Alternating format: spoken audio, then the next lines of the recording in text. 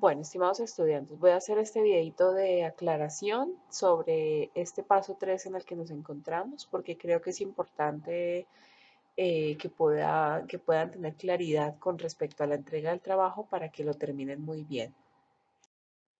Con respecto al caso, recuerden que es una mujer de 33 años, que está casada, que actualmente trabaja como secretaria en el estudio, digamos, la empresa de abogacía de su esposo.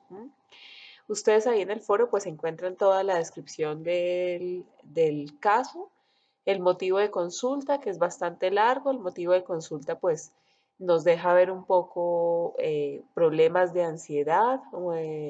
Uno tendería a pensar que como ella está preocupada todo el tiempo por lo que le pasa, porque tiembla, porque se siente ansiosa, porque siente los latidos de su corazón, etcétera, que ella puede estar sufriendo por una preocupación excesiva de su salud, pero parece que esto es más bien secundario a un diagnóstico de base.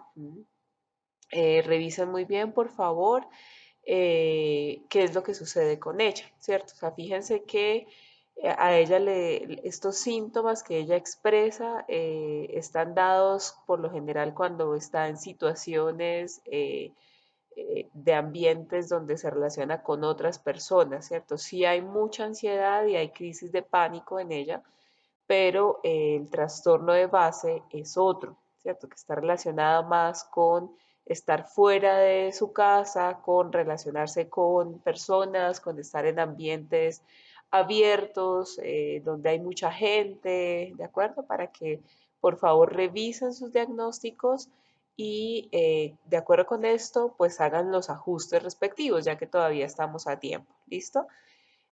Lo mismo los antecedentes, no los copié acá porque pues ustedes ya conocen el caso, pero dentro de eso, por favor, tomen en cuenta que estos antecedentes son importantes para que ustedes comprendan la historia de la persona, qué le pasó en su infancia, quién era su padre, quién era su madre, eh, y bueno, digamos como antecedentes importantes, ¿listo?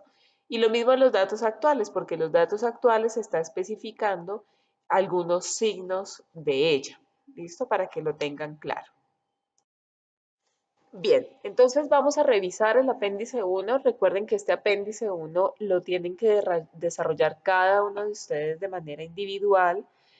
Tienen que entregarlo en el trabajo. Yo sé que ya tuvieron que haberlo compartido todos en el foro 1, pero la idea es que al final ustedes consoliden un único trabajo en formato Word donde se puedan apreciar al menos las partes individuales, es decir, el apéndice 1 de cada uno de ustedes, el análisis grupal del equipo reflexivo, el que están ya construyendo en el foro 2, y lógicamente el enlace del video.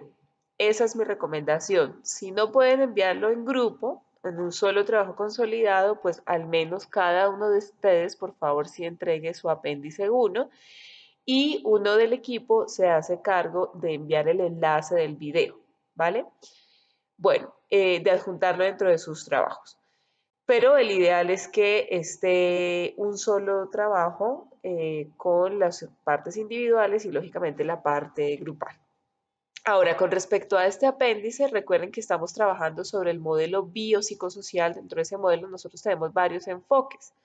Ténganlo presente. Cuando hablamos del trastorno identificado, tienen que hablar, hacer relación a los signos y a los síntomas. Recuerden, que esto lo vimos ya del paso anterior, que los signos son ese conjunto de señales que son objetivamente identificables y que nos hablan de cómo se encuentra la persona, ¿cierto? Por ejemplo, los signos que nos dicen en este caso es que la persona no tiene problemas, afectaciones cardíacas, por ejemplo. En los electrocardiogramas todo aparece bien, a pesar de que ella manifieste que se siente alterada, que tiene muchas palpitaciones, que sería un síntoma. Cuando se hacen los exámenes no se encuentra un signo de alteración de su corazón. Los síntomas hacen relación a todas estas indicadores que son subjetivos, es decir, que la persona nos dice, me siento así, estoy así, no me siento bien, etcétera. Y allí, por ejemplo, podemos tomar en cuenta el miedo que ella siente, el pánico que le da, por ejemplo, el miedo que le da por su salud, porque le puede dar un ataque en medio de la gente, el dolor en el pecho, ¿cierto? Esos son los síntomas, ¿de acuerdo? Entonces la idea es que ustedes traten de mirar en el DSM-5 o en el CIE-10 las relaciones, digamos, de signos y síntomas que están asociados a los trastornos para que ustedes puedan identificar cuáles son los que se expresan en este caso, cuáles no, cuáles corresponden y cuáles no. Y con base en eso puedan dar su diagnóstico. ¿Listo? Pero por favor tomen en cuenta signos y síntomas del caso. A nosotros no nos interesa revisar el listado de los trastornos porque pues eso está en los manuales y eso ya lo conocemos. ¿Listo? Ahora, con respecto a las características del trastorno, la idea es que ustedes puedan hacer una descripción de cuál es el trastorno que tiene la persona, ¿cierto? Hay un trastorno de base que está asociado a la ansiedad y a los ataques de pánico que ella tiene, claro que sí, pero hay un trastorno de base que ustedes tienen que revisar muy bien para poder definir cuál es ese trastorno, ¿listo? No, la idea es que en esto ustedes puedan caracterizar de manera muy resumida cuáles son, cuáles son, digamos, esos elementos que tiene la historia de la paciente que ayudan a definir ese trastorno. No es de nuevo copiar todo lo que diga el DSM-5 con respecto al trastorno que ustedes definan, sino más bien cómo se evidencia en la historia de la persona y en las características que presenta esta paciente dicho trastorno.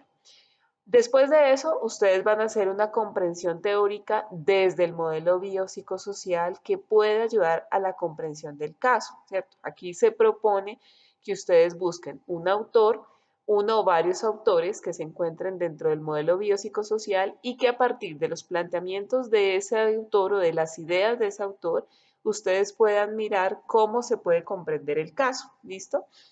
Entonces, primero es que pues busquen autores que estén relacionados con el modelo biopsicosocial, ¿de acuerdo? Es decir, autores como Freud, por ejemplo, o Albert Ellis o Abraham Maslow no tienen nada que ver con el modelo biopsicosocial, no tienen cabida. Quienes tengan esto, por favor, ajustenlo, porque ahí ya empezamos a ser incoherentes con el abordaje del modelo y de la comprensión del caso. Tenemos que buscar autores que son propios del modelo biopsicosocial. Recuerden que el modelo biopsicosocial tiene varios enfoques. Dentro de eso encontramos el enfoque sistémico, pero también puede estar el modelo ecológico, que es parte del modelo biopsicosocial. ¿De acuerdo? Entonces aquí les pongo un ejemplo.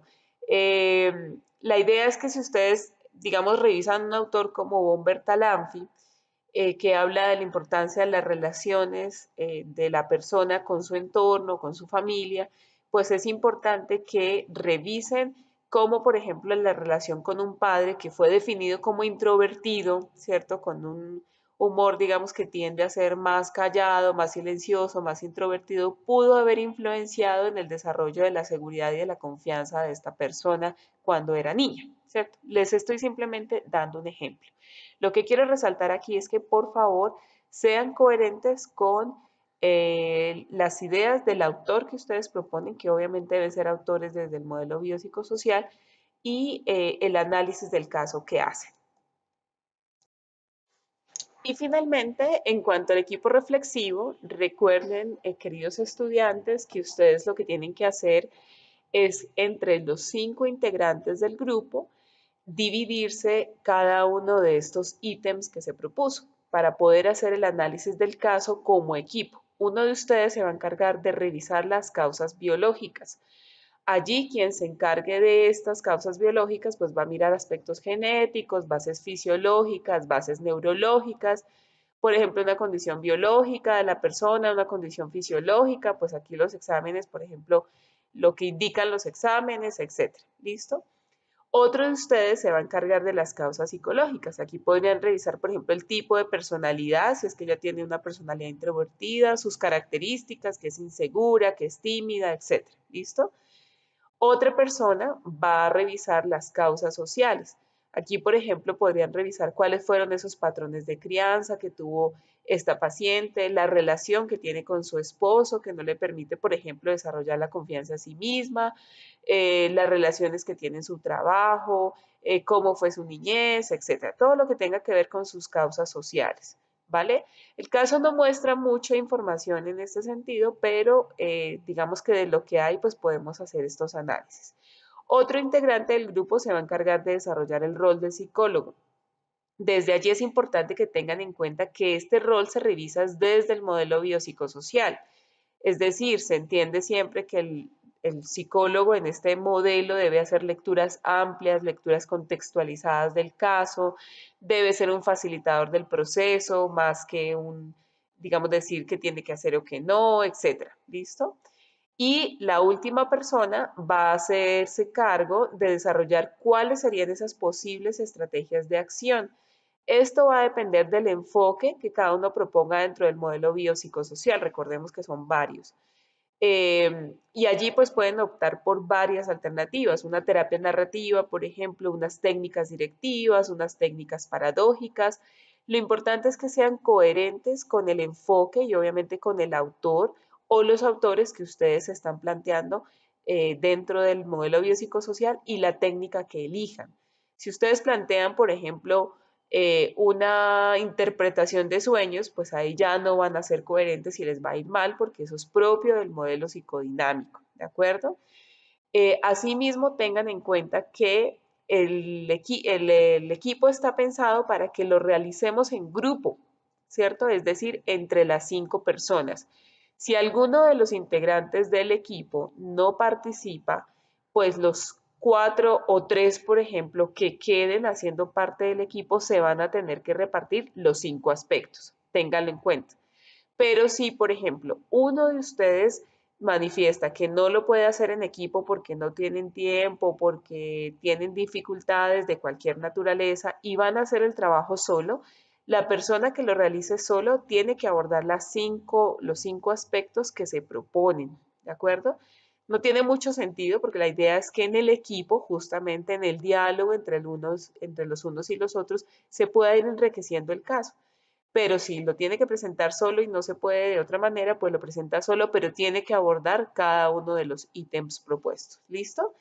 Ahora, finalmente, la idea es que ustedes presenten la grabación del video en el programa Zoom, porque esto es una herramienta que les permite, así como al estilo de las webconferencias, les permite que cada uno de ustedes se conecte y se grabe en la misma reunión al mismo tiempo y puedan establecer el trabajo en equipo, ¿cierto?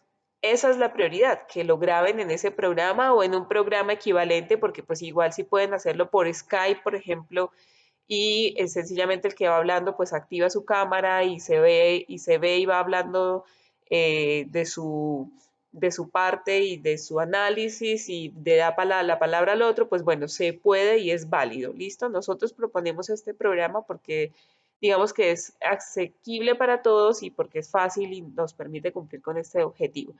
Pero si no es viable, porque yo sé que pasa que ustedes incluso a veces no logran ponerse de acuerdo con sus horarios porque están ocupados, porque el uno puede en la mañana, el otro puede en la noche, etcétera.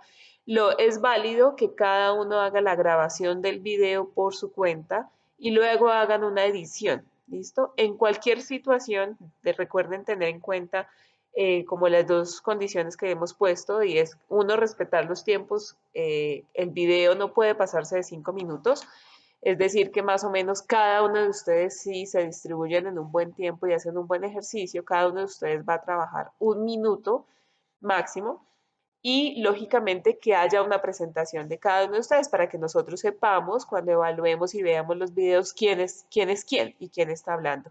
Recuerden que en los videos deben verse la imagen de su rostro hablando. ¿Listo?